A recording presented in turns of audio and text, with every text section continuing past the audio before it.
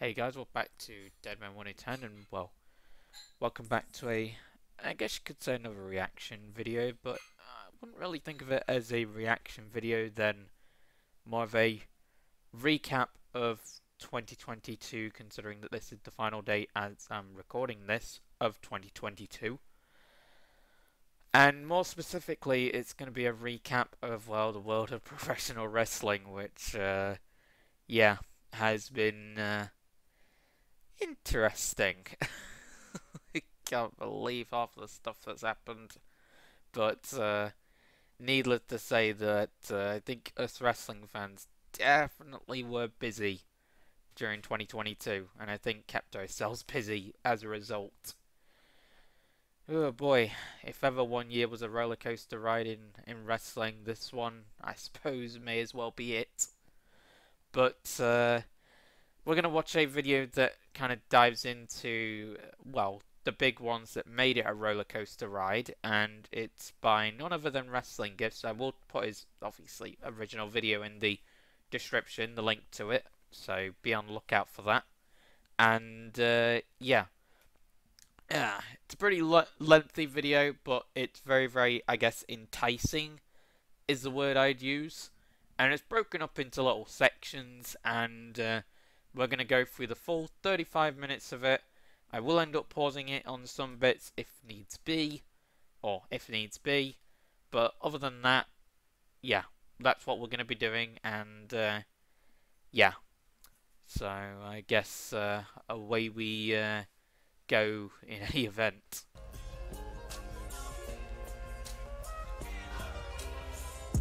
2022 is officially almost over, and what a wild ass year this was. From Drake dropping the Oots Oots album to Will Smith tweaking, England losing their queen, and yeah, that all happened. Will Smith going rogue, Drake tweaking as always, because that's literally his everyday life, pretty much. Because my opinion, he's a great artist, so I don't know what more to tell you guys. The World Cup in the same year to even Tom Brady choosing football over his wife and... Wow, I did not know that. Jeez. That's something that I would never do. kids. This was a year where just when you thought everything was already out of hand, it got 10 times more out of hand the very next day, and it was no different in the world of professional wrestling. And with all the Ukraine Russia stuff as well. Jeez. Yeah, this year has been something. Every day this year has just been an insanity. I wouldn't even say of excitement, but just you'd be hard pressed to be bored in this year, because simply it just wasn't a boring year by any means. It really, really wasn't. I mean it. It really, really wasn't. Whether you're a wrestling fan or not, it really wasn't a boring year at all. Is and always will be a cracked out industry. The wrestling world is very familiar to crazy news, but this year wasn't your standard wrestling year with a few big stories. Nah, this was one of the craziest years in wrestling history of all time. And now that it's almost over, and now as the new year approaches, and now that a lot has settled, thank God that a lot has settled down. Jesus Christ, me keeping up with all the wrestling news, Jesus Christ. Yeah, I think you guys can definitely give me a round of applause for keeping up with as much as I did in 2022 when it comes to wrestling news, because it has been one thing to the next. There has been no breaks in between, I tell you. There really, really hasn't. And that goes for my videos whenever it comes to the stuff that did happen in 2022 wrestling-wise. And like I said, it's all going to get covered in this one video. So it's going to be a lengthy one, guys, so strap in. If you've not got any plans for New Year's Eve, then good, because this may end up becoming your plans if you want to watch this video in one go. Just saying, this may become your plans. So, you're welcome. Down, it's time to go back and take a look at just how crazy this year truly was in the wrestling world. Look back at the stories, the moments, the drama, the controversies, the epic moments, and everything else. Ladies and gentlemen, yes. It's your boy Pav, and it's time to take a look back at the year 2022 in professional wrestling and just how insane it was. Let's get straight into it. Away we go. We begin in January because, of course, the very first day of the new year set the tone for just how fucked the year was gonna be. On January 1st. Yes, I remember that when Reigns got COVID and Brock ended up being in the World Heavyweight title picture, and then me getting shocked at him winning it from Big E. Yeah, that was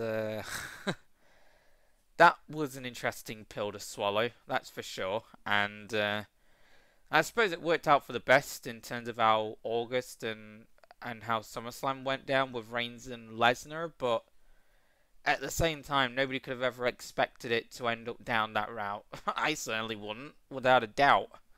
But all that aside, the match in question at day one was a very, very good match, but I do think it didn't need the ending that it needed, but I didn't really know what more to say because I was so shocked at the time. And these days I look back on it, I don't really know how I look back on it, to be honest. I guess just as a thing that happened more than anything else, which sounds like this year in summary. In any case, but that doesn't mean we're not going to go through the full video, so let's do it. First, the WWE held a pay-per-view titled Day 1, and instead of everything going on as planned, the main event of Roman Reigns vs. Brock Lesnar for the title was cancelled the day of due to Roman Reigns getting COVID. And instead of just moving that match to the Rumble and pretending like nothing happened, the entire road to WrestleMania was flipped turned upside down like an episode of Fresh Prince of Bel-Air. Brock Lesnar was added to the... Oh yes it was. Oh yes it was. And that road to WrestleMania was never the same again, to put it simply. Raw title match that had absolutely nothing to do with them. There was no correlation whatsoever, and they turned the Fatal 4-Way into the 5-Way and made it the main event of the show. And of course, Brock Lesnar just pulled up, clapped everyone in his way, Raw, SmackDown, it didn't matter. He casually became the WWE champion like it was nothing. And what a change of plans for the very first show of the year. The original plan for the show was for Seth Rollins to walk out as the Raw champion and win that Fatal 4-Way, and Brock Lesnar... I remember that, actually. I very much remember that. Because I'm pretty sure that me and some of my Discord friends at the time, like, we were making theories, like, who is going to win, like, all these other things. And I think a lot of odds were betting on Seth to win, to be honest. And then Brock comes in and, well, it was wraps from there on out. And you're going to see a similar trend come the Royal Rumble event, to put it lightly.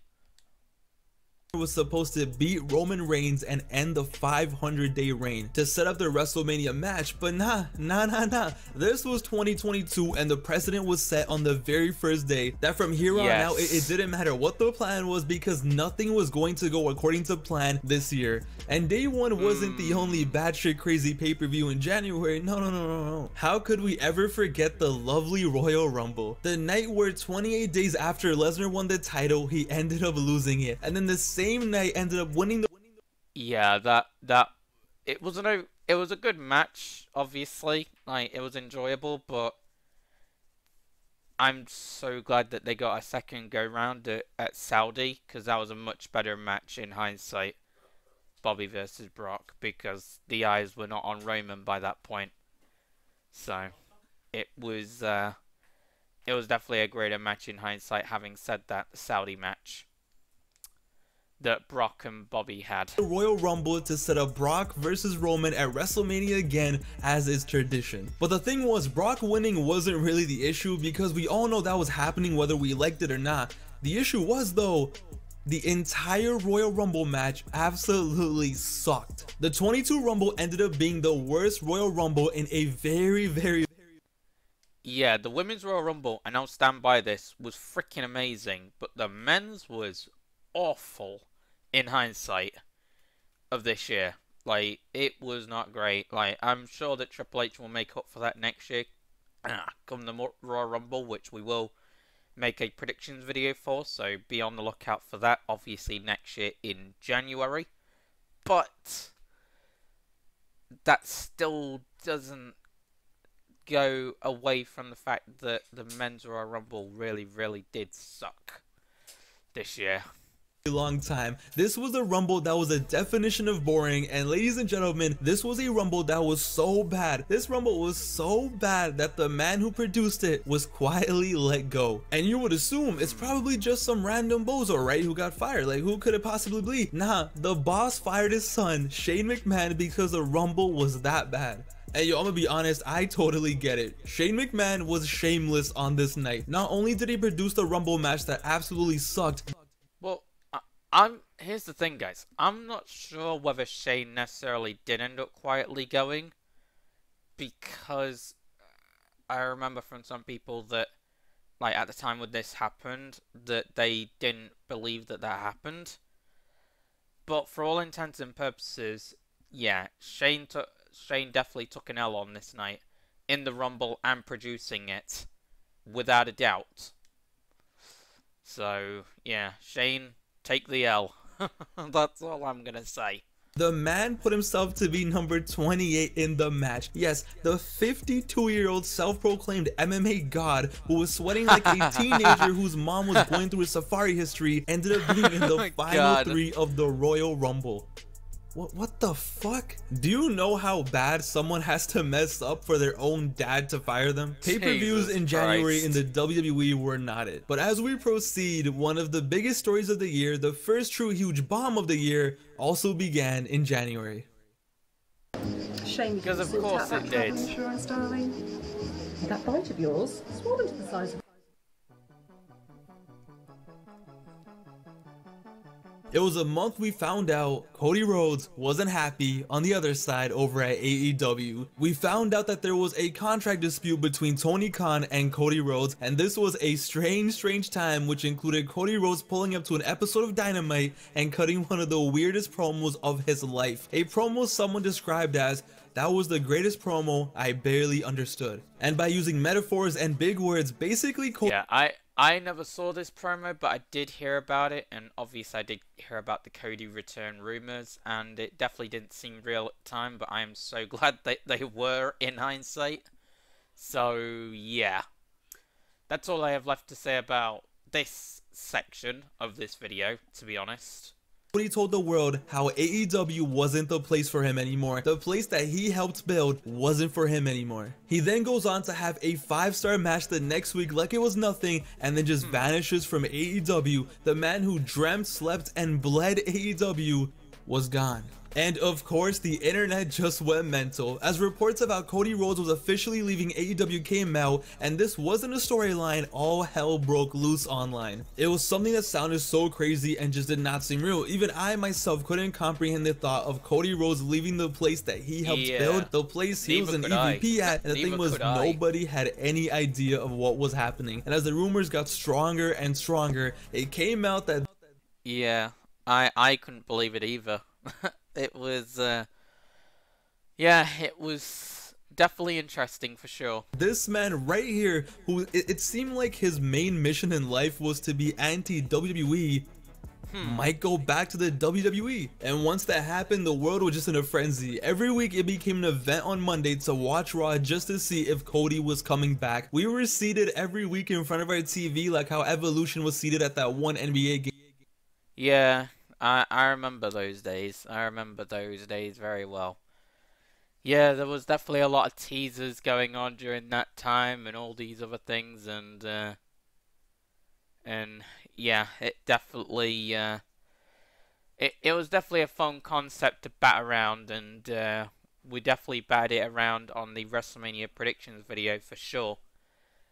If any of you want to check that out, then I might put a link to it. Probably unlikely that I will, but yeah, whatever. We'll see what I'm like. We'll see if I want to be nice or whatever. I don't know. But point is, yeah. So we definitely batted it around during that video more than obviously any other. And yeah, it was definitely crazy when it actually happened. Cody returning. That was definitely I can't even speak words now. Definitely interesting, for sure. Back in the day, we were just hoping that this was the week that Cody's music would hit and the rumors were true, and every week the best part was that WWE was teasing it as well. Even though at one point it was almost confirmed, it was one of those things that we just had to see to believe it. This was the one return that just seemed too good to be true until it happened. Wrestling has more than one royal family. And not on a Raw, not on a SmackDown, not on Saturday Morning Slam, but the man came back at WrestleMania on the grandest stage of them all. That was truly an iconic moment, and yeah, we of course spoke about it on the WrestleMania Night 1 and Night 2 review video that we did. And yeah, needless to say that I had a lot to say about that return, but a lot of positive things to say about that return. And then, of course, it led to the Hell in a Cell insanity, which, of course, we did cover as well in a video.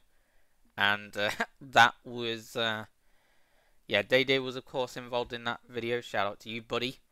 But, yeah, so we did that video, and, yeah, that was definitely... Again, I had a lot of things to say, and there were positive things to say, obviously, like everybody else in there, and the wrestling fan kids and all the rest of it. Like, it was positive, but at the same time, it was definitely a different video compared to the WrestleMania review video when it came to the Cody section. Granted, the Hell in a Cell video was all about Cody, but you get my point. It was definitely different compared to the WrestleMania section of the video where we spoke about Cody in the review video. It definitely was, without a doubt.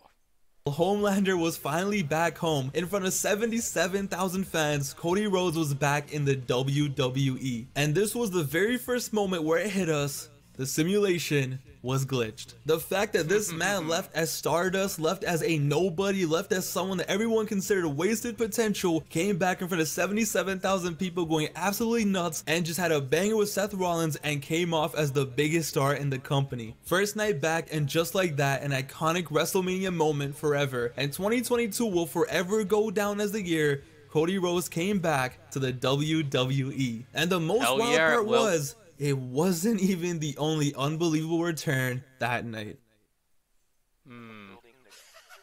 Back in February, rumors and reports came out that Stone Cold Steve Austin was coming back. Yeah, this was back in February when some rumors of Stone Cold coming back surfaced, and oh boy, that set the WWE universe, especially, on fire in more ways than one. At WrestleMania. And just like the Cody rumors, it did not seem real. Reports of a 57-year-old Stone Cold Steve Austin with a surgically repaired neck after being out of the ring for 19 years, after declining countless matches over the years, finally wrestling a match in 2022. This shit sounded like it was straight out of Reddit fantasy booking. But as the weeks went on, we saw Austin training, and the teases kept getting stronger and stronger, and eventually his appearance even got confirmed. But still, the idea of Austin actually wrestling, it didn't seem real. And the thing was, most people like myself, we were kind of conflicted because we didn't want to see a broken down Austin ruin his legacy. We didn't want to see Austin go out like Undertaker.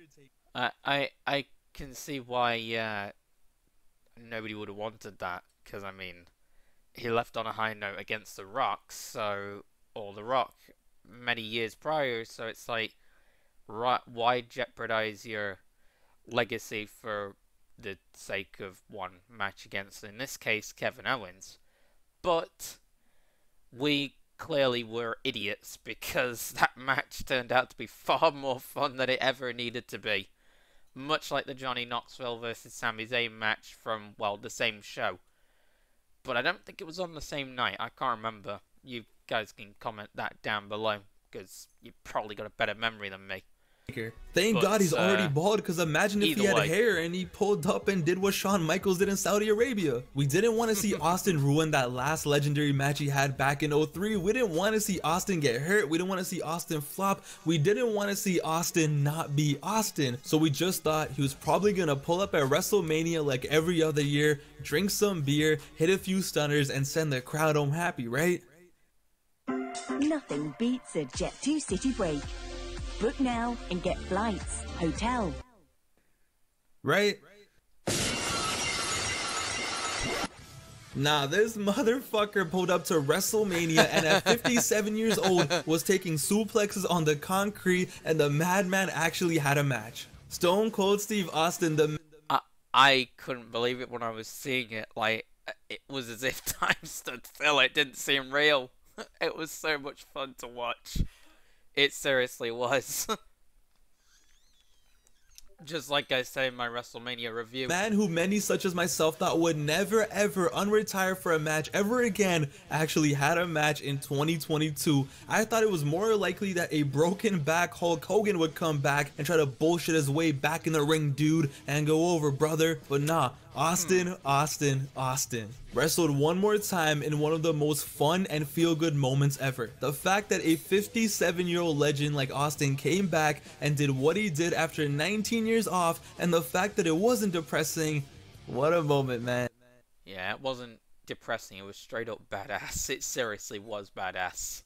And Austin should be very, very proud as a result. And so should Owens, obviously, for taking care of Austin, obviously, as he would have needed to, as I said in my review. And, yeah. What a lucky son of a gun Owens is all I can say. That's for sure. In one night at WrestleMania, we saw two things we never ever thought we would see: an AEW EVP wrestling at Mania, and Austin wrestling again. Overall, the first few months in the World Wrestling Federation were all over the place, but it all worked out. Triple H officially retired and ended his career due to health issues. Yeah, that was a wholesome moment when Triple H put his boots down, and it was amazing to obviously see him at Mania, which of course we spoke about in the review as well, because, well, I would have been damned if I weren't to have spoken about that, unlike every other, I suppose, wrestling YouTuber that possibly didn't. Like, I would have been damned if I weren't to have spoken about that during my review. Definitely. So I'm glad that I did. Obviously, when I did. Hall passed away. Big E sadly broke his neck live on television. Yeah, Scott Hall did pass away. R.I.P. Scott Hall. You will be sincerely missed. And R.I.P. to obviously Kevin Conroy as well. You will be also seriously missed. Because that's another human being that that I'm a fan of their work of, that also passed away, which we of course did a tribute video to, so I suppose if you want to check that out, then I suppose you can. And I suppose I might put the link to that and the WrestleMania review, maybe, I don't know. Those will be the most likeliest things I'll probably put a link to, just saying. But either way, yeah, so that happened. Big E sadly broke his neck as well. I really hope he recovers at some stage. I genuinely do. Because, truth be told, I am kind of missing him in the dub. I kind of am. Just like I'm missing Randy Orton in the dub right now. And was left almost paralyzed, and we're still hoping he gets back to 100%. Lesnar caught a body in Saudi Arabia, and Roman Reigns Oh, I freaking remember that when he tossed Austin Theory off the Elimination Chamber pod. Yeah, Theory sold that like his life depended on it, and it probably did, in all fairness. And, yeah, that was a lot of fun to watch, but also, yeah, what a fall. What a fall, Jesus Christ. Yeah, that definitely left us wrestling fans' jaws on the floor, without a doubt. Without a doubt. Became double champ at WrestleMania. As you can see, it was just a wild time in the World Wrestling Federation, but that was just the beginning, because the rest of the year just got 10 times more nuts.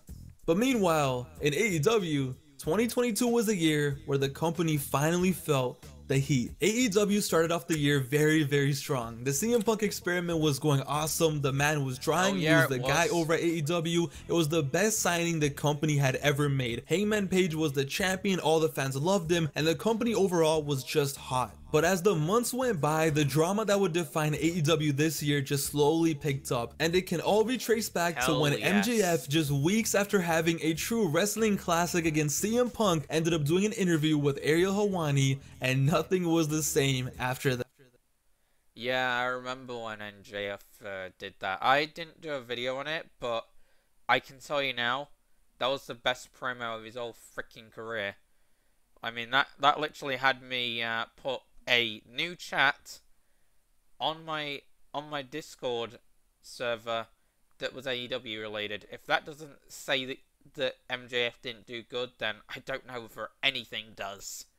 So yeah, the guy sure as hell got me invested. That's for sure. And not that I ended up watching, you know, any of the stuff that followed in AEW to do with MJF, but for that one night only, and for that video that I did see, yeah, he had me hooked. He had me hooked for sure. And yeah, it was great. It was so bloody great. It seriously was. Great promo, even if it wasn't scripted or it was or whatever. Either way, it was great. MJF in that interview mentioned how he loved what the WWE was doing and how his contract was coming up in 2024 and he would definitely explore his options. Bombs were being dropped, and we knew that if anyone in AEW was allowed to go out and drop bombs on interviews, it was MJF.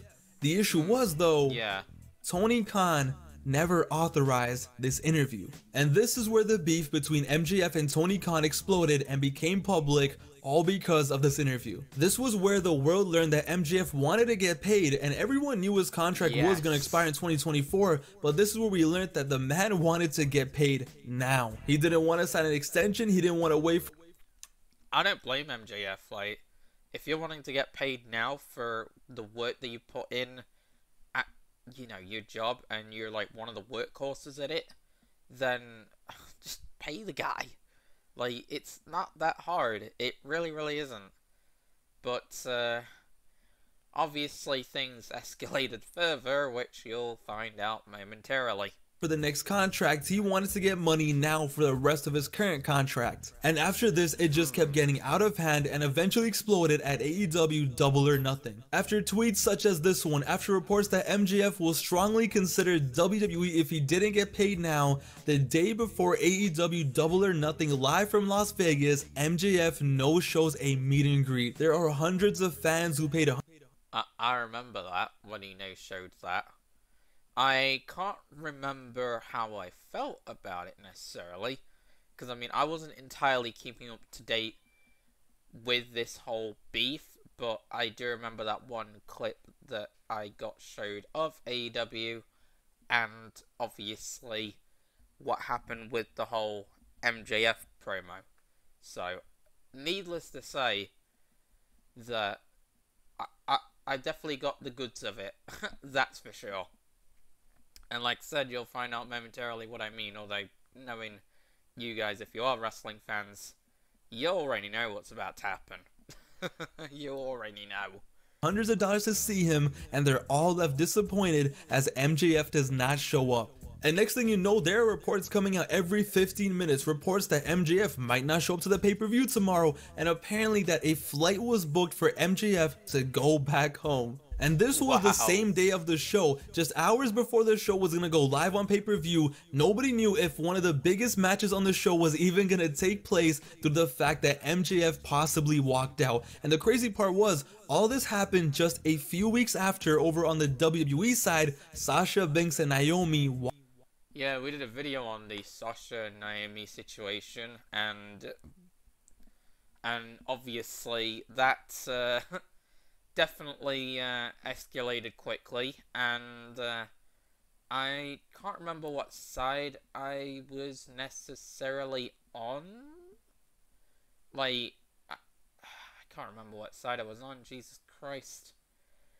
To be fair, I think, yeah, you may have to watch my video back in order to really get the feeding glimpse of, like, what side of the coin I was on during that whole beef. And, yeah, I'll probably put the link to it, to be fair. It'll make it easier for you guys, so I guess that's 3 videos that I'm putting the link to. Oh boy, I'm going to be a bit busy uploading this thing, huh? But I suppose that's just how it goes. But needless to say that that was definitely some beef. That beef involving Sasha, Naomi, and the WWE management, and you know, all that. And needless to say, it was yeah, there was definitely two sides to every story in that situation, without a doubt.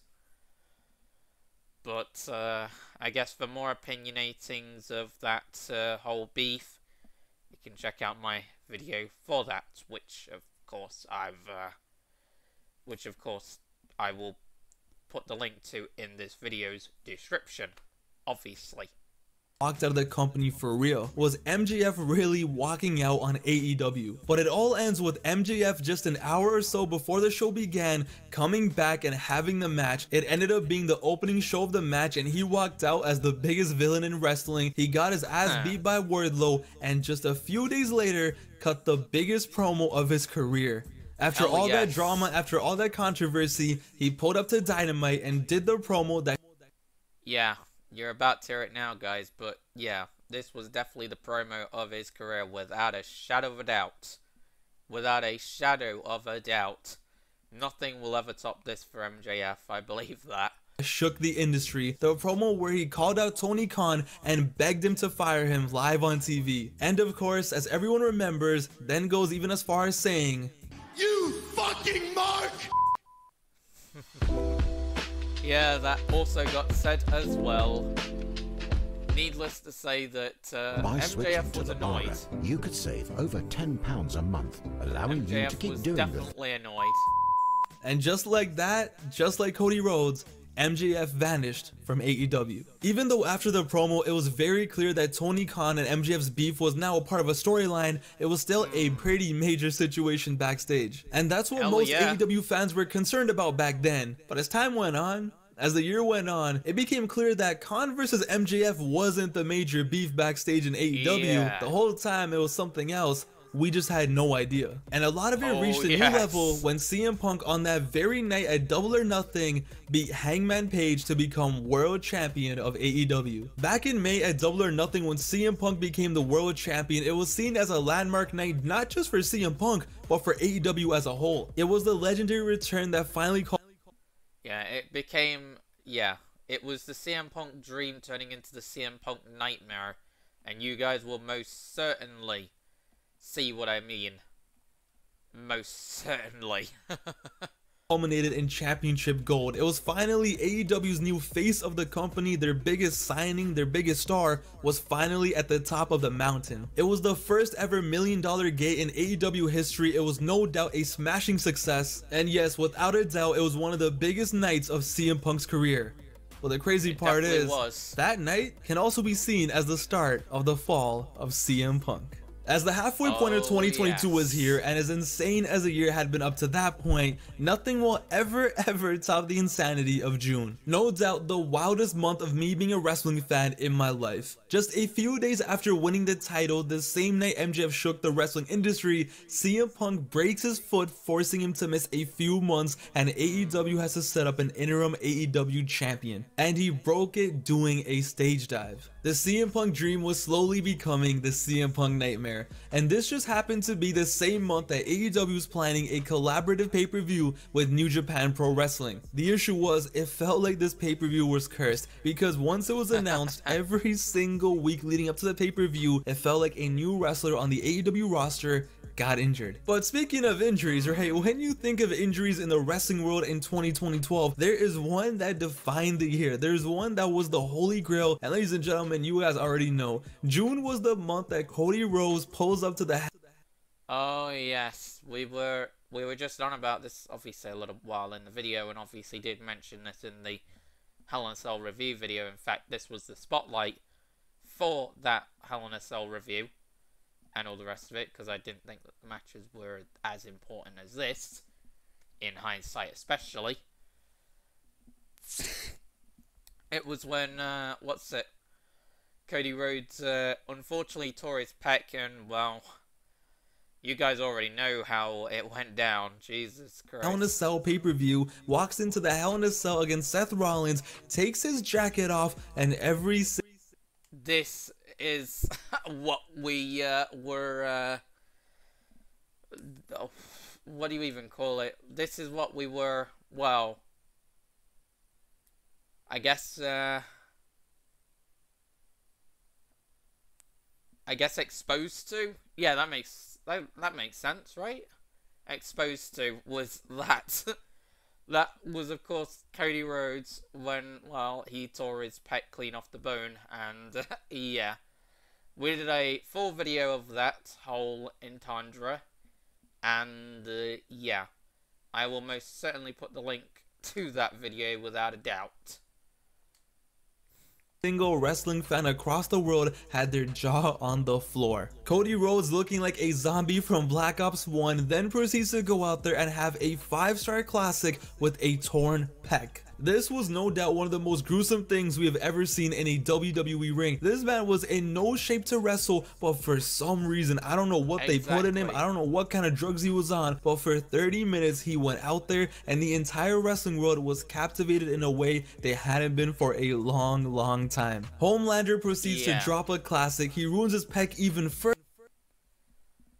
Yeah, that's what I mean. Like, I wanted to turn it off so freaking badly, but I just couldn't because I was just so immersed in just the match. And I mean, obviously, if you guys are wrestling fans, then you know what I mean. You obviously can't blame me. So yeah, it was definitely an interesting watch indeed. Further, and as a result ends up being out for the rest of the year. But yo, it is hard to find anyone who thinks it wasn't worth it. As big as his WrestleMania return was, in my eyes, this was just as big and this was just as iconic, because Cody Rhodes, in my eyes, became a legend on this night.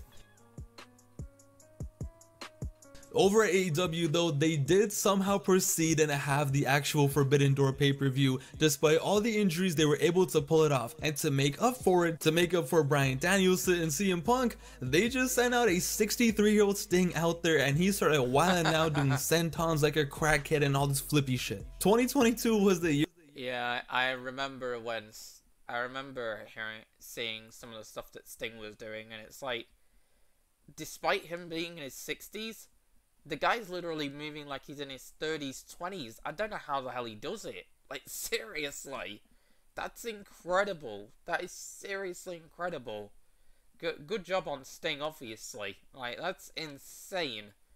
For good reason. That Sting just said YOLO. Forbidden Door turned out to be an amazing show, one of the best pay-per-views of the year, no doubt. But guys, Sting wasn't the only senior citizen that was wildin' in 2022. Ladies and gentlemen, as we all know, it needs no introduction. I don't even need to explain it to you. 2022 was the year Vince McMahon finally got clapped.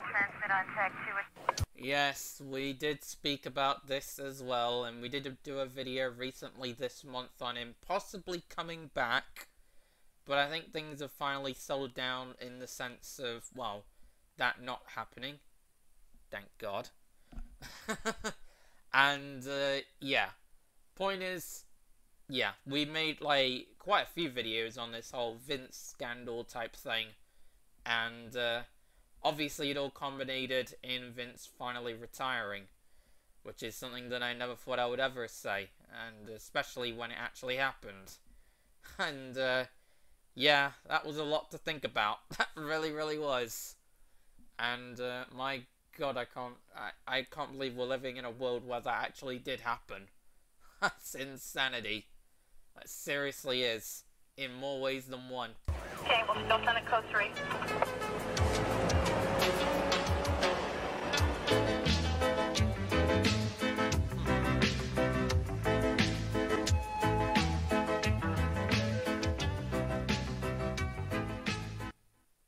Shame you didn't sort out that travel insurance, darling. That bite of yours swollen to the size of a... The man who has gotten away with so many things and never made any sense. The man who truly was the Teflon Don finally got hit. It was the day that the wrestling world stood still. After allegations of misconduct came out that looked very, very damaging, Vince still no-sold it and pulled up to Raw and SmackDown just to flex because he could, because he felt untouchable. Even though it looked like this was gonna be another bullet that Vince McMahon dodged, the 5-star wanted level finally caught up to him, and after millions of dollars in hush money, after being a tag team champion in the office with John Laurinaitis, after a bunch of women came out with some very damaging allegations, the day came where Vince McMahon was forced to step down from the WWE. The same man who we thought would never ever step down, the same man we thought would rather die than not be in control of the company, was officially out of the company. Out of all the crazy... Yeah, this was... Yeah, this was definitely something that I could have never have imagined in my wildest dreams. Literally. Things that happened in 2022, all the beef, the drama, the politics, the returns, this has to be it. This takes the cake. This is the most shocking news, maybe not just in this year, maybe in wrestling history. The man himself, the Teflon Don, the man responsible for making wrestling what it is, was gone. And if that wasn't enough, for the senior citizens of wrestling wilding in 2022, of course, we just had to have Mr. Ric Flair. Mr. almost died a few years ago. Yes, we also did a video. We also did a video on this too. Oh boy, it's a miracle that he actually didn't die in that match. But point is, yeah, all I can really say is, yeah, we did do a video on this situation involving Rick and wanting to wrestle one more match and blah blah blah, and yeah, I had a lot to say about that. And yeah, if you guys want to know what my opinions were at the time, then I'll probably put a link to the video, maybe. I doubt I'll remember all these links that I'll be putting in the video. I highly doubt I will, but they'll get put in gradually once I, remember them and all the rest. So, yeah, just know that they will be in the description whenever. That's all I can really say. But point is, yeah, Rick definitely had an interesting year. Having said that, and I'm shocked that the match even turned out the way it did, in the sense of the fact that he didn't die. But it sure as hell wasn't a 5-star classic, and I don't think anybody expected it to be. And in that situation being, I haven't watched it, but I've seen stuff of it, and yeah, I'm definitely not missing out on much, because that definitely isn't one of Nature Boy's brightest spots in his career, without a doubt. Mr. I have a pacemaker in my chest. Mr. I should not be wrestling pulled up to Nashville, Tennessee, and at 73 years old, but more like 93 years old, he wrestled, bled, groaned and moaned, and even faked a heart attack. And since it's Ric Flair, he definitely cried in supposedly his last wrestling match. To this day, this is still just the weirdest thing I have ever watched in my life. I can't believe that people paid money, that people streamed this, that people bought a pay-per-view just to see a 73-year-old Ric Flair do this. What the f? I still can't believe that actually happened, and trust me guys, it gets better. It gets even better, because the next night, Brock and Roman literally try to kill each other in what can only be described as, well, a once-in-a-lifetime, just, apocalypse, I suppose, is the best way to describe it. And even then, I don't think it is the best way to describe it. But, needless to say, yeah, we also did go on about that, and I had a lot to say about that, too, in my SummerSlam review video. Was 2022. As the summer continued, when Brock Lesnar and Roman Reigns episode 954 was announced, the wrestling world groaned like Ric Flair. Yeah, I remember doing a video about them announcing that match, and I was not very happy at the time. But in hindsight, I had no idea what the hell I was in store for. I seriously didn't. did in his match. At SummerSlam this year, they took a match that nobody wanted to see and they made it a must-see spectacle that had the most just cracked out visual ever. A match that nobody wanted to see ended up being a match that was filled with teases and dramas, tractors, and honestly, ladies and gentlemen, just pure straight up fuckery. No doubt a defining moment of the year, like the visual of the ring looking like this, being sideways and Roman Reigns just slipping and following. This is gonna be something that lives on forever. This is gonna be like the next generation's ring break moment. So yeah, I remember showing that moment to everyone, literally everyone, and they all digged it. Just like I said in my SummerSlam review, like whether you're a wrestling fan or not, it's just in a lot of ways it's had a universal impact, and it just shows the star power that Brock has in I suppose the media, as well as obviously wrestling. And yeah, it was definitely a great night watching that match live, and yeah, that was an experience for sure. 2022 was the year where a wrestling match ended like this. SummerSlam also happened to feature the one-on-one debut of a special somebody named Logan Paul. After making a celebrity appearance back at WrestleMania, which was super solid, Logan Paul was back after signing a contract with the WWE. Even though he held his own at WrestleMania, when he entered the ring at SummerSlam, he arrived to a pretty dead reaction, but by the time the match was over, he had the crowd going absolutely nuts for every single thing he did. Yeah, I remember that match. That was a very, very great match. Respect to Logan Paul, without a doubt.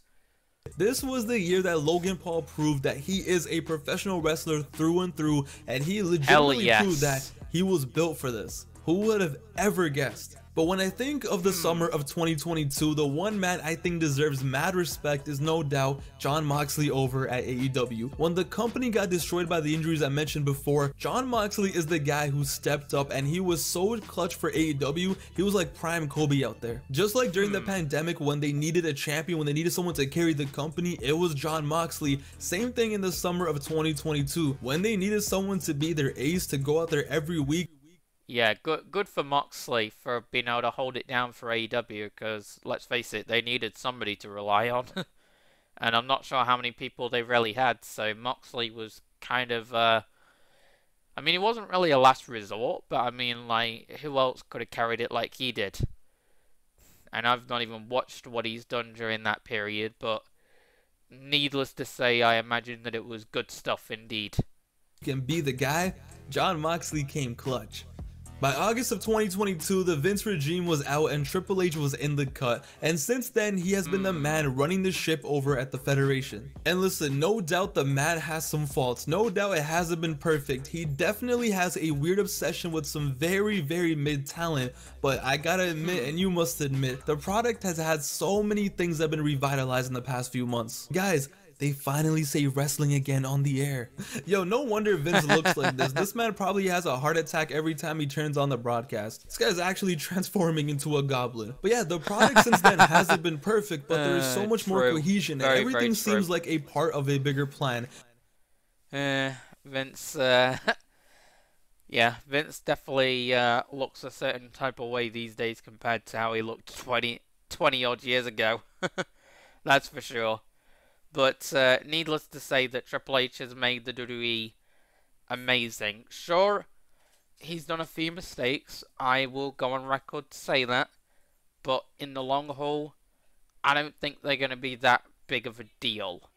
Especially moving into 2023. So in that situation, yeah, Triple H has definitely been making WWE brilliant. So credit to him, obviously. And one of the best shows of the year was put on by the WWE, and this was all with Triple H at the Realm when the company went over to the UK and had their first pay-per-view over there in over 2 decades. It was Clash at the Castle, and it was the night we saw Gunther and Sheamus tear the house down for the IC title of all. Yeah, that was an amazing match, and an amazing show as well. Clash at the Castle, like that UK show and the UK fans, that was on fire.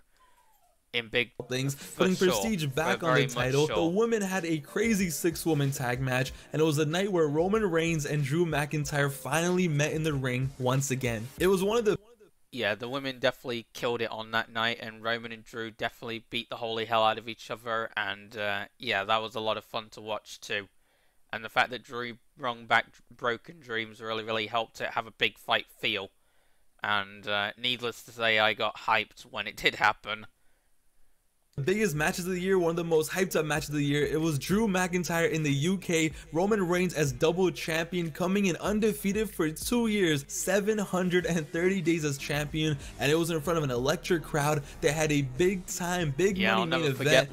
Ladies and gentlemen, 2022 was the year Roman Reigns reached another level. Now this might be controversial because a lot of people want Roman to be a different type of champion than he is, but yo, just look at it like this. Even though he was already champion for a year plus coming into this year, this was no doubt the year that he reached another level and officially became an all-time great in my eyes. Roman Reigns only... Yeah, I get that obviously Roman calls himself God Mode and has it written on his t-shirt, but in all seriousness, he has officially entered God Mode status at this point. Like, the guy has just been killing it, and he's not even on TV full time. Like, it's just insane. Like, every time you see Roman in a promo or a segment or a match, it is special. It really is, and it's so much fun. It honestly is, in more ways than one. Only wrestled 15 times on television in 2022, just 15 times. But that just made it that much more epic when he did. That just made it that much more special when we did see him in the ring. He officially became an attraction this year. He officially became the true big time draw. Whether he was defending the title on SmackDown against Riddle or against Drew in the UK, when Roman Reigns was wrestling in 2022, it was an event. It was a big deal. It was a spectacle. It was must-watch TV, and that can't be understated. And whether you like it or not, whether you want him to be on... Yeah, like, he truly entered... He truly entered God Mode this year, without a shadow of a doubt. And needless to say that each match that he's had has been close to perfect and has been at least one of the most exciting parts that people get out of the show and also coming into the show, obviously. So, needless to say, he has been the talk of the town this year when it comes to every premium live event that ends. It's always Roman. And I ain't got a problem with that because he's proved it. And he's earned that type of respect and all things in between. So, needless to say, he's doing amazing for himself right now. Even though he lost his match, spoiler alert, against John Cena and Kevin Owens. Nice to see you back, John, in the company, by the way. Either way, and all these other things, that's not going to diminish Reigns because he's reached that God Mode status to the point where... even if he takes a loss like that on a random episode of SmackDown and he's not the one getting pinned, it doesn't matter because, well, it really doesn't, because it doesn't make him look weak because he's the tribal chief, yo. He's the tribal chief. That's just how it works. So, I don't know what you want me to say. We're living in the Roman Reigns era in more ways than one. And even though it looks like half of it may be ending come January of next year, so probably the Royal Rumble, he's still doing his thing anyway. Like, he's still champion right now as of this recording.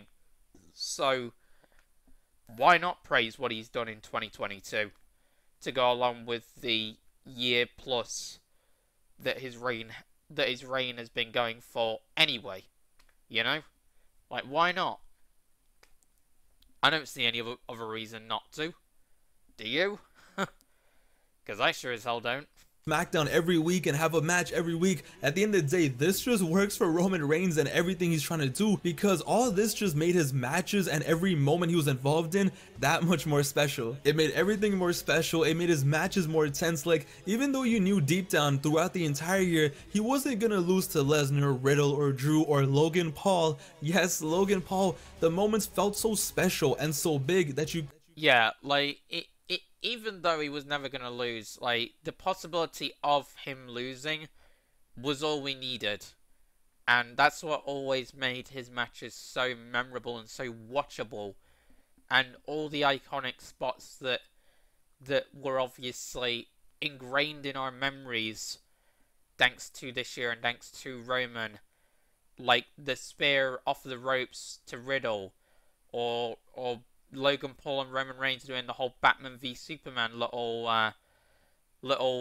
dance there with the image that people have been putting on social media and comparing that to Batman v Superman, or the moment where the moment where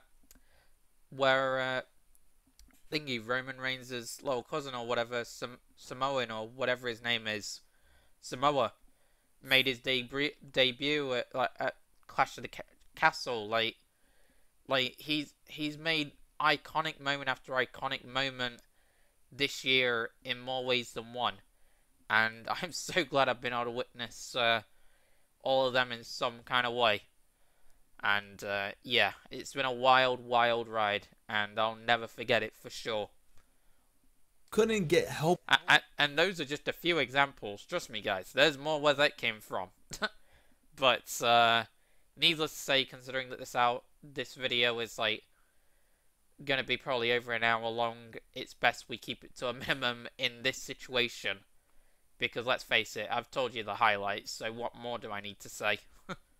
Lost in the match because you weren't getting Roman Reigns in a match often. Roman Reigns in 2022 officially reached God mode for real. He felt like a pay-per-view fighter that only wrestled when the lights were on bright. Even though he already was, he just became an even bigger time player. And when I think of the last few months in the WWE, it is no secret that one of the main things I think about is Roman Reigns versus Logan Paul in Saudi Arabia, for some divine reason being a 5-star classic. Who would have ever thought that Logan Paul versus Roman Reigns would happen? That match was truly amazing. Like, honestly, like, how the hell this managed to be a 5-star match, I could never be able to comprehend. Like, Logan Paul really busted his ass in this match, and credit where credit's due to the guy. Like, he took Reigns to the limit. He seriously did. Like, hell yeah to Logan Paul. Like, guy really brought his A game on that night, and he had nothing to be ashamed of. And yeah, an amazing match for sure. An amazing match for sure. Would headline a pay-per-view, would headline a stadium show, and who would have ever thought it would be a classic? And who would have ever thought that 2022 would be the year that Sami Zayn finally became the most over guy on the roster? Everyone loves Sami Zayn. Everyone has always wanted this and hoped for this. Yeah, like, Sami Zayn has been so much fun during the past few months to the end of this year. Like, he has been so much fun. Like, the whole Uzi thing, oh god, I'm down for that. I'm so down for that. Like, oh my god, that was so much fun. And so funny, and I can't believe that they took advantage of that and actually made it into something cool. Like, honestly, credit to WWE for doing that, because that was genius. That seriously was genius. But what started off as a temporary comedy act with the Bloodline slowly developed into the most must-watch segment on TV every single week. Sami Zayn's breakout with the Usos and the Bloodline has been the best thing going for the WWE since it began. The ratings go up every time they come out, the views on YouTube go crazy when they're uploaded, social media is buzzing every single week when they interact, and they have handled the storyline perfectly. Sami Zayn has killed it so much in the past few months that people cannot wait. People are begging for the inevitable Sami Zayn versus Roman Reigns match, which no doubt, there is no doubt about it. Who would have thought that people would have been begging for it? Like, I'm not saying that they wouldn't steal the show, because let's face it, they would. But, man oh man, if it ever happens, oh boy, is it going to be a lot of fun. It seriously is. I definitely am excited for that. If it ever does happen. Who knows whether it will, but if it ever does, I'm down for it without a doubt. Like, just give it to me, you know? Like, I'm definitely down for sure. That match is gonna tear the house down. After a crazy 9 months or so in the WWE, the later half of the year has really settled down with drama. I mean, everything after Vince McMahon retiring was always gonna pale in comparison, and their settling down includes Logan Paul wrestling in the main event of a pay-per-view.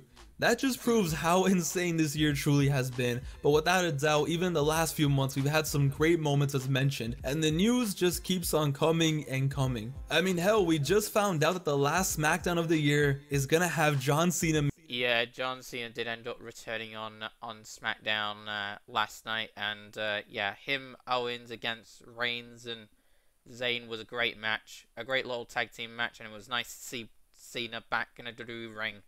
It sure was. I don't know when we'll next see Cena in the ring again, but I mean, it was definitely cool to see him. It sure was. Make his return. The first time since June when he appeared for his 20th anniversary, we're gonna see John Cena back in the WWE ring. And remember how Sasha Banks left back in May? Most people thought that she would be back, maybe by SummerSlam, maybe her and Naomi would be back by War Games, maybe by, you know, the end of the year. Well, it turns out, she's gonna do something that nobody saw coming. One of the biggest female wrestling stars in North America is going to Japan. She is about to change the game like no one has ever done before in her. Yeah. Apparently, she's going to Japan for, well, wrestling, which, I mean, good for Sasha. Like, go for it. I mean, New Japan Pro Wrestling can do with a bit of star power like Sasha Banks. So, I mean, that's a hell of an idea, and a hell of an idea that I didn't see coming. And, yeah, very, very cool without a doubt.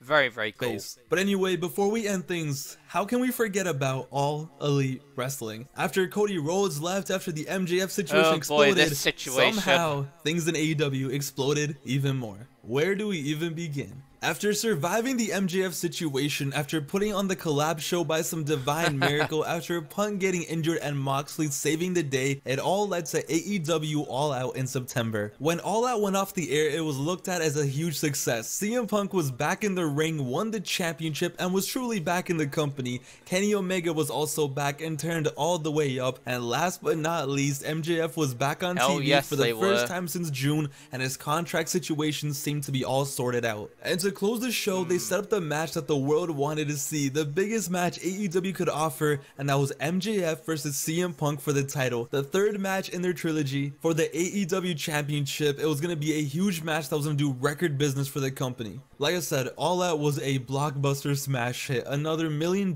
in gate revenue. The wrestling world was buzzing, everything was perfect, and after a tough few months filled with injuries and all this drama and contract situations, everything was back on track for AEW.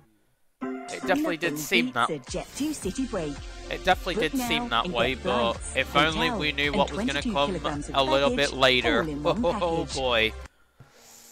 Until here we go. This man turned the company upside down. After one of the most successful shows in the company's history that he ended as champion, with the boss right beside him at the post-show press conference, CM Punk turned All Friends Wrestling into a toxic Call of Duty lobby. The man was injured, battered, broken, and he was pissed off, and this guy put the entire AEW roster on blast, calling people like Hangman Page dumb, calling out the Young Bucks, calling out Kenny Omega. This man was like AIDS in the 80s and nobody was safe. This wasn't some storyline, this wasn't some angle. This was CM Punk just going off, calling MJF an idiot, this guy an idiot, that guy an idiot. Yo, you yeah, he went mental. Nobody was safe.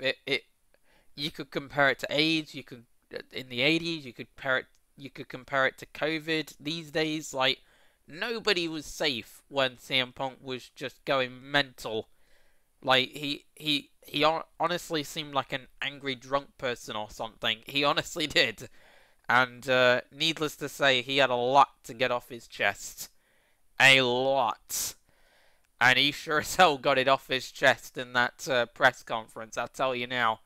Like, he lit the world on fire. Not just the wrestling world, the world on fire. In a lot of ways. And yeah, AEW has not been the same ever since, and I doubt it ever will be. Name it. If you haven't seen it, please watch this because he probably might have called you an idiot as well. CM Punk was back and he was pissed, yeah. And with his boss sitting right next to him, so confused, the reporters are just there like, yo, what is going on? This man was just letting it go. He was pissed off at the Elite because there had been a lot of reports and negative things coming out about CM Punk over at AEW, and he felt that it was the Elite leaking things out to reporters and the press to the public, including how apparently CM Punk was the reason that his former friend Colt Cabana was no longer on television and got demoted, how there was an anti-CM Punk agenda in AEW and everyone was jealous of him, and how nobody wanted him there, but he was still the best that the company had to offer. This man was bringing up receipts and everything, talking about how back in the day in a promo, Hangman Page went off script and threw shots at him, and now he was just letting it all out. CM Punk felt everyone at AEW except Tony Khan basically hated him, so he went out blasting, and it ended with him saying, if anyone has a problem, come see me. As reporters were there speechless, as Tony Khan, his boss, didn't know what the hell to do, CM Punk left, and let's just say that people definitely came to see him. Yo, it got real quick, and before you know it, reports were coming out that there was a fight backstage. Kenny Omega, Young Bucks, Ace Steel, CM Punk. It was a straight TDM match back there. Out of nowhere, All Out suddenly became Brawl Out. Just when wrestling in 2022 couldn't get more insane, the biggest stars in AEW had a fist fight backstage after one of their most successful shows of all time, with chairs being thrown around. Apparently dogs were being caught in crossfire, people were biting each other. Brawl Out. At this point, I'm surprised that nobody's kids were caught in the fight at this point, because I mean, that fight, yeah, I'll be remiss if I wouldn't say that that wasn't a real fight, because let's face it, it was. I heard all about that real fight, and yeah, that was, that definitely didn't help the situation, for sure. That definitely didn't help the situation at all, and it was never going to. And CM Punk could have really handled that situation a lot better, without a doubt. And therefore, I'm not the biggest fan of him as a result of this whole debacle. And ordeal as well. Because it really is an ordeal. I'm not joking. But, yeah, it was definitely something, to say the least. Just went down. And of course, as you can imagine, AEW had a huge problem on their hands. Their biggest stars had just tore the locker room down with a fist fight, and to this day, we don't know exactly what happened. And the thing is, we won't know for a long time. With NDAs and other investigations, after this, titles were stripped, people were suspended, and this was as serious as it could be. Something that nobody ever expected in AEW. AEW's mission was to be the total opposite of a typical wrestling promotion. What they never ever wanted to happen happened. Politics and drama destroyed the locker room. CM Punk was suspended, the Elite were suspended, Ace Steel was fired, and everything was changed. Literally in AEW, it went from, oh hey, everything is back to normal, to what do we do now, in a span of an hour. In a one-year span, CM Punk was signed and became the biggest draw in AEW. He was their ace, he was their face, he was their most pushed talent, he drew ratings, he sold merch, he was going to be on the cover of their damn video game. And it was clear that Tony Khan wanted this. He believed in him, and he wanted to make CM Punk the face of AEW. But whether right or wrong, CM Punk went out blasting like Tony Montana at the end of Scarface. And in a one-year span, we saw the rise and fall of CM Punk in AEW. And or you could say it like this, guys. We saw the rise and the fall of CM Punk in living color. Eh? Eh? Because that's whose song CM Punk's theme song? Eh? Eh? Anyway. Anyway. Point is, all jokes aside, and all puns aside, yeah, we definitely saw it in living color for sure. And, yeah.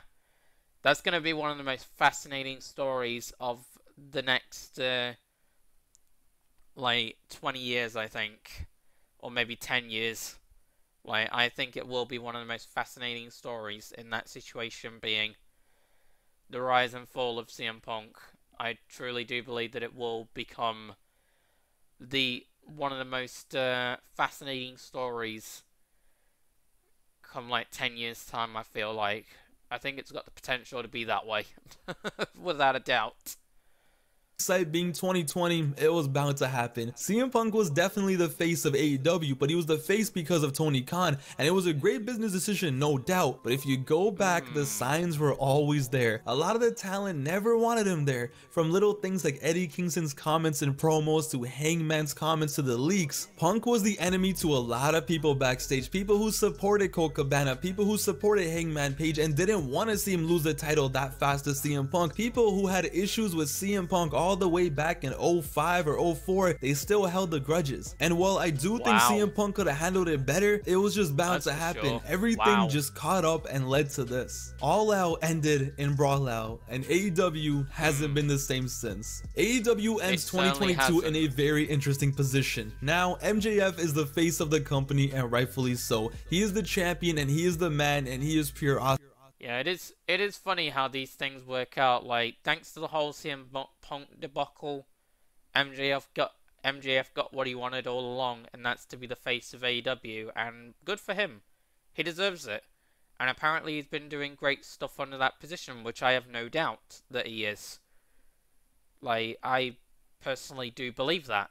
So, good for him. At least he gets to end 2022 on a high note, so, yeah. Respect to MJF as a result.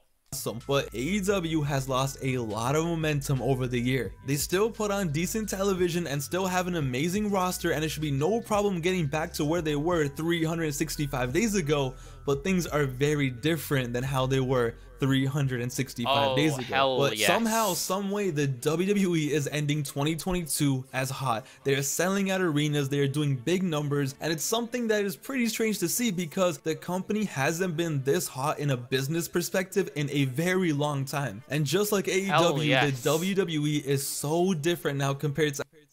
Oh yes, it is so different compared to how it was like many days ago. Like, yeah, the WWE has definitely been revitalized in a way, thanks to Triple H, and I couldn't be any more happier. And I am looking forward to Royal Rumble next year as a result. Even though I always am looking forward to the Royal Rumble every year, but this year especially, obviously. How it was 365 days ago. Hell, wrestling overall is just so different than it was a year ago. As you can see, 2022 was just insanity, and there is so much stuff that I didn't even mention. Bray Wyatt came back. Yeah, like, in all honesty, I don't think I'll get a crazier year out of my childhood than 2022. I seriously don't think I will. I mean, I could have it all wrong, because, I mean, we are going into 2023 knowing that all this did happen. But, either way, I don't see it. I just really don't see it, because just this year has not made any sense. Just to put it simply. But, at the same time, it worked out for the best, I suppose, in hindsight. So, good on that, I guess. In any case.